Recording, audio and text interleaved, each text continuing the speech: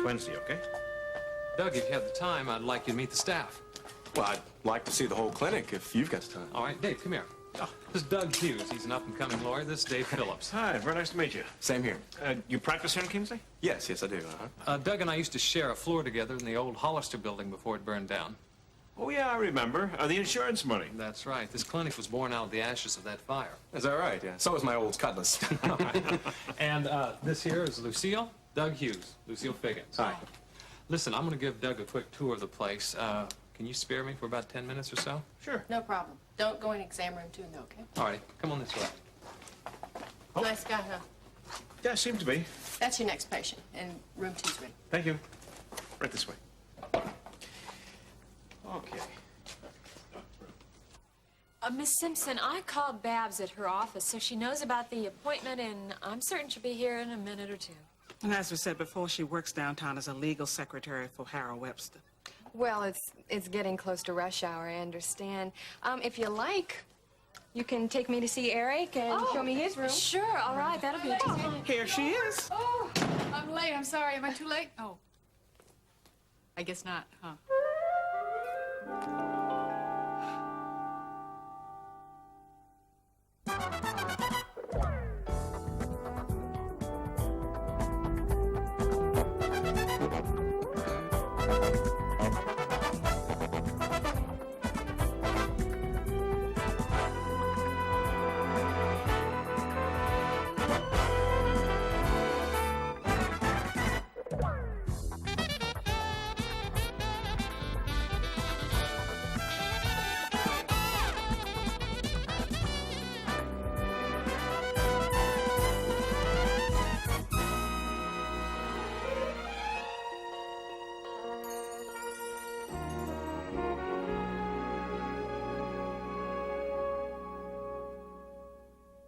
Gee whiz, I'm sorry, but, you know, here I was typing this contract for Harold, and then he sort of stops me right in the middle of it and says, here, I've got to have this brief right away, and, whew, I'm kind of out of breath. I'm sorry I'm late, really, but it's not too late because you're still here, right? Miss Simpson, this is by Babs fault. Hi, I'm Blair Simpson, Babs. I'm glad to meet you. Blair, do you still want to go upstairs now? No, I'd just like to talk to Barbara and so she can get back to work, I guess. Oh, that's okay. I don't have to hurry back. Well, would you want some more coffee, Miss Oh, Simpson? no thanks. Well, then I suppose I'll just kind of mosey on along Oh, while no, you... I'd like to talk with you all together if I can. Oh, well, all right. Okay. All right, now I hope you understand that I have a head start on you since I've seen the court records. I see. Then you know what I used to do for a living, right? Yes, I do. Well, you know I would have leveled with you anyway. I'm sure you would have, but what I meant to say is that since I know about your past, what I'm mainly interested in is what goes on here from day to day as far as your working schedules and your household relationships, you know. Well, I'm just a 9-to-5er with a little overtime. And you're taking secretarial courses? Yeah, I'm only taking one right now. It meets twice a week. And how long have you known Eric? Oh, we're old buddies. I've known him since he lived with his mother over in the Carpenter house. As a matter of fact, I met him the day after he got here from England. And I take it you all get along together. Oh, yeah. He's terrific. All right, all right. Well, is there a division of labor within the house? What do you mean? Well, I mean, as far as do you share in cooking, cleaning, the upkeep? Oh, yeah. Well, I can't fudge on that too much, seeing as how I own a city here. You help out quite a bit, sweetheart. Yeah, I take out the garbage. And you help a lot with the supper, too. Yeah, if I'm here, I do. And on Saturdays, everybody pitches in with laundry and all that stuff. Well, what about monetary help? Well, there's no fixed rent or anything, thank heavens. But, you know, I pitch in for food and other stuff, too. Now, do you attend the same church as I own? Well, not regularly. Well, she sleeps in a lot on Sunday, but I hope this question will make you listen to me. Rise and shine. Well, that's all right. Well, thank you. Thanks for taking the time off work. Is that all? I mean, don't you want to ask me anything else? No, that's it. Now I'd like to see Eric now, if I could. Oh, sure, yes, be fine. Well, thanks again, and thank you too, Mrs. Redland. Oh, you're more than welcome. Okay, Blair, we'll just head right on upstairs. See you later. Do you think I did okay? I think you were a big hit. Oh, come on. Oh, you were just fine. And don't worry about being late because I was late myself. You were? Why? Yes, I went to see Nancy. Oh, how is she? She's doing about as well as can be expected. I tell you what disturbed me, though, was seeing that Dan Myers who came to talk to her. Dan Myers, the Dan Myers? Charles Carpenter's lawyer. That's slimy, underhanded. What did he want? Well, he wanted to talk to her and alone. I wasn't allowed to sit in on the conversation. Oh, boy. I hope that doesn't mean what I think it means. You and me both. Well, I gotta go upstairs and change and head on back for the clinic. Oh, yeah, I gotta get back to the office, too. Well, I'll tell Miriam that we're leaving, okay? Okay. You just go ahead. I hope everything goes okay upstairs. Oh, yeah, I know it will. Okay. See you later. All righty, bye. Bye-bye. Well, this room's identical to the others, except for the emergency equipment. Well, this is fantastic, Ben. Well, I'll tell you, I'm really surprised to see you, Doug. You're the last person in the world I expected to see here. Why? I mean, would you think I fell off the edge of the world after Hollister Mall or something? No, but after that fire, we did go in different directions. Yeah, true. But you know, I think it was a calamity we both needed, you know, to force us to think big. And Ben, this clinic, God, I should have come by when I first read about it. Yeah. Well, what you're seeing is the result of a lot of hard work and a lot of prayers. Yeah. So, listen, tell me about this masterful bit of surgery you did. The accident? Yeah. I was surprised when I read that in the Times. I was happy. You know, I told my wife, I was telling her, I was so glad to see something decent and uplifting in the paper for a change, you know, instead of all the usual carnage. Yeah, well, it may... It was great, Ben. Come on. I mean, I thought you'd be glad that your work got recognized. It was fantastic. It really was. I wish it were that simple, Doug. Isn't it? No, as a matter of fact, it's not. To tell you the truth, I may be needing your help. Well, I'm surprised. This duplex is bigger than it looks on the outside. Yes, it is. In fact, we each have privacy whenever we need it. Well, why don't we sit down? I'd like to hear more about your school, Eric. I wish you could see my school in England. Oh, so do I. Well, many of Eric's books and his clothes are still back in London, as are Paul's, but they're being sent. When? They'll be here soon, sweetheart, soon. Well, why don't you tell me about your friends? Have you made many friends here? You mean like I own? Well, yes, I own. Why don't you just tell me what you like and you don't like about Chesterfield? There are these two boys at school now and they hate me. They hate you. Yeah, they keep bumping me in the hall. They won't let me in the classroom until after the bell rang. Well, are these boys older than you? I think so. They're bigger. I don't want to go back there. I'd rather go to Clinton. Would you rather go to Clinton even if your mother couldn't go with you? I don't know. If she hadn't brought me here to visit, my father wouldn't have been in that plane accident. Paul's plane crashed when he was on his way to Kingsley to take Eric back to England. I shouldn't have come back to Kingsley. I wish you'd never thought of it. Eric, I understand how you feel. But accidents like these aren't anybody's fault, not yours or your mother's. And I think you're pretty smart. And I think you're smart enough to make a decision without letting feelings like that influence you. So I'm going to ask you a question, and I want you to answer me honestly. You think you can do that? Yes. Okay. The question is, if you had a choice between living here with your mother or living in your grandfather's home with him, which would you prefer? I think I'd rather live at Grandpa's house. But only if Mom could be there, too.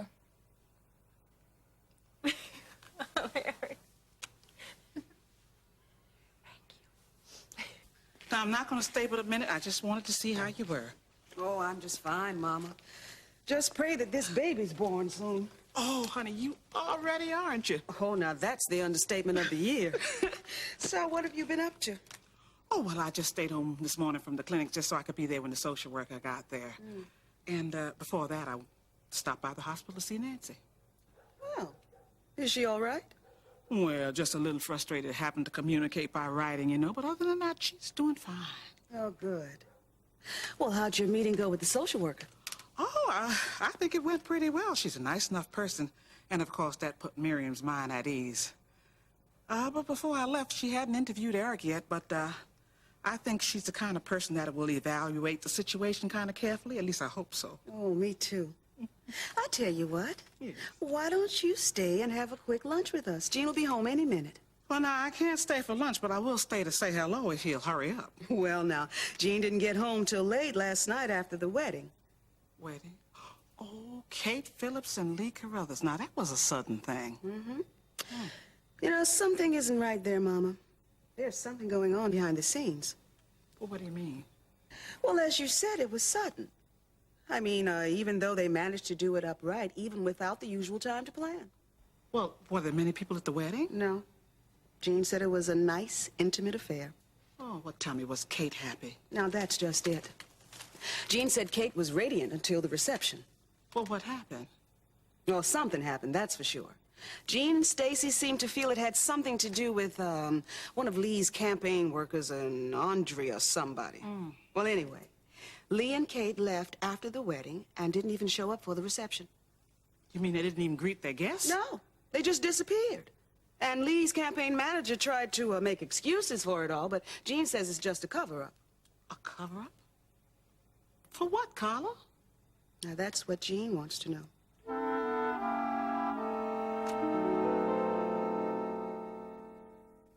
Well, it won't be the first time that a bride and groom has pulled such a caper.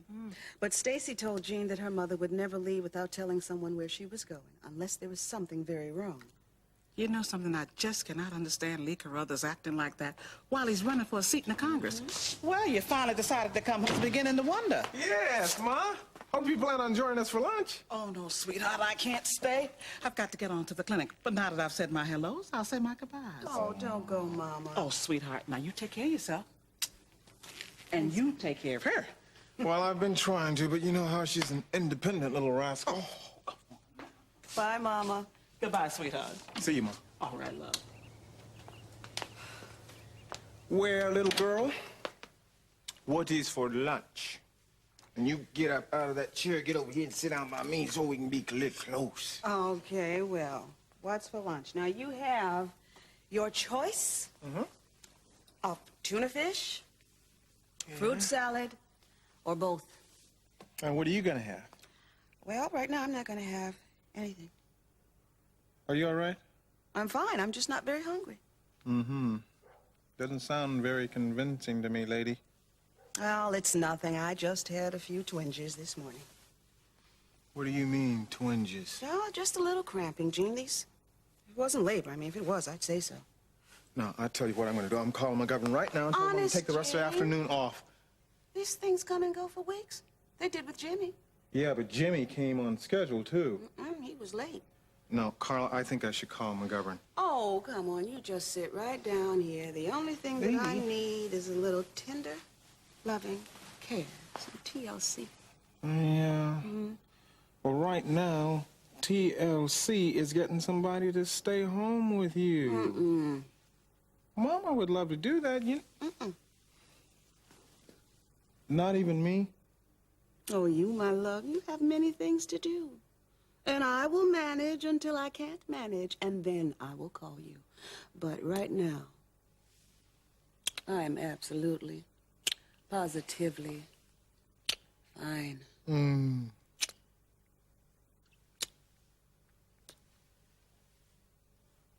Yes? Hello, I'm Blair Simpson. I'm from the Human Resources Department. Oh, yes, I've been expecting you. Please come in. I'm Margaret Lucas, Mr. Carpenter's housekeeper. Oh, I'm glad to meet you. Won't you go in? I'll be happy to answer any questions you might have. Would you care for some tea? No, thank you. Oh, please sit down. It'll only take a minute. The kettle's boiled. Oh, I'd love to, really, but I have another stop to make right after this. And I'd like to make the best use of our time together. But I would like to talk with you and Mr. Carpenter together, if I may. Oh, I'm sorry. Mr. Carpenter isn't here. He's away on urgent business. Otherwise, I assure you, he would be here. Well, he did know about our appointment, didn't he? Oh, yes. It's just that it was unavoidable. But I'll be happy to cooperate with you any way I can. Oh, well, will Mr. Carpenter be home tomorrow? Oh, well, it's difficult to say. He isn't away that often. But I must tell you that he loves his grandson very much and would be with him as much as possible. As a matter of fact, he does most of his business right here from home. I see. And I understand you live here also? Oh, yes, I will function as the housekeeper and governess as far as Eric is concerned. I am a licensed governess, and I've also reared children of my own. Well, Mrs. Lucas, And wouldn't if it I may say that Mr. Carpenter is more than capable of taking care of a young boy's needs, and he's very generous with his support. But, of course, he loves his grandson very much. Well, that's important. And Mr. Carpenter is concerned that Eric not lose any of his birthright. He wants to make sure that he doesn't lack any of the advantages that belong to his parents and his grandparents. Well, would he be deprived of those advantages if he didn't live with his grandfather?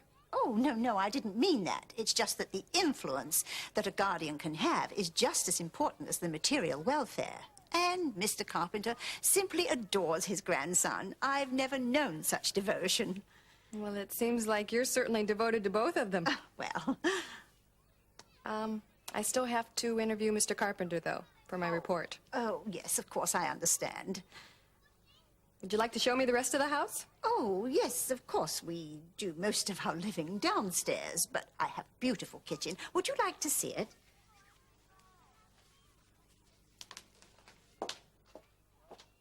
So you see, even though public opinion runs high in my favor, if Nancy Lawson wishes to sue, she can. And you think she'd do that? I mean, you saved her life, and she's a relative. Yes, but with Nancy, blood runs a poor second to money. Besides, I know she needs money. Also, I've learned from my mother-in-law that this young, aggressive lawyer's been visiting Nancy. I'm sure he's showing her all the benefits of a lawsuit. Who's this attorney? Do you know him? Dan Myers. And, you think that Nancy would sue for malpractice, huh? Probably. You see, a lawsuit wouldn't be so viable if I had been authorized to practice at Kingsley General. But you weren't. That's right. So let me see if I got this straight. What you're saying is that you and the hospital can be held liable for damage because of this unauthorized surgery and treatment that you... That's what Lester Lewis says. Lester's the hospital administrator. Oh, but Doug, please don't contact him or anybody until I'm absolutely sure that I need a lawyer. And who knows, maybe I won't need one. Oh, sure. No problem. Listen, we'll keep it under our hats, huh? Okay, thanks. Well, I'm very glad you came by. It's good to see you again. And do you have a card or something in case I need to get in touch with you? Card. Yeah, sure. I've got one right here. All righty, thank you. Well, I hope I won't have to call you. At least not professionally. Uh-huh. Give him an inch, he'll take a mile. 20 minutes, I'm sorry. Listen, Ben, you take it easy. Okay, Doug. All right, who do we have next here?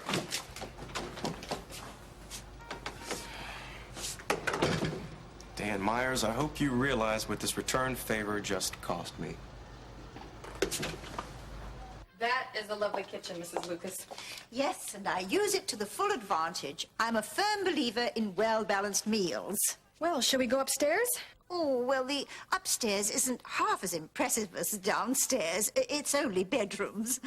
Well, you don't have to apologize for them, I'm sure. Well, it's just that I haven't had an opportunity to clean upstairs as much as I would like to, what with Mr. Carpenter going out of town on business. Would you rather to view the house when Mr. Carpenter returns? Oh, no, I don't mind really a little dust. Oh, well, I just assumed that you didn't go up there, but you see... Is something wrong? Oh, well, no, it's just No, that is I there would a particular reason you don't want me to go upstairs? Oh, no. I'm just being silly. Come this way, please.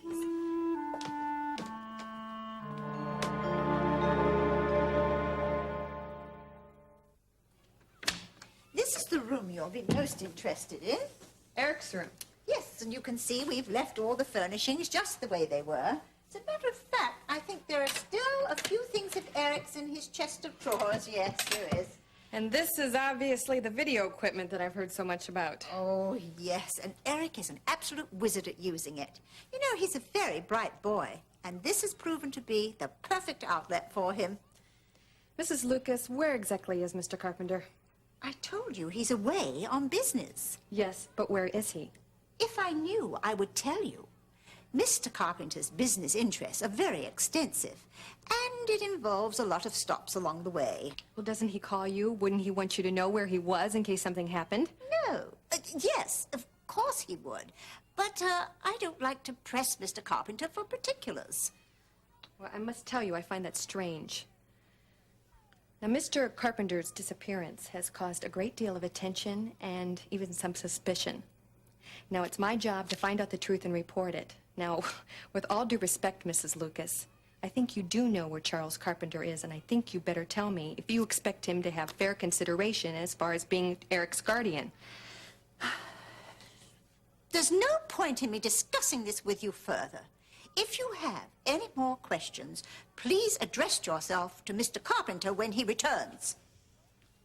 I have returned, Mrs. Lucas, Oh, Mr. Carpenter. and I would be very glad to entertain any questions the young lady might wish to ask me.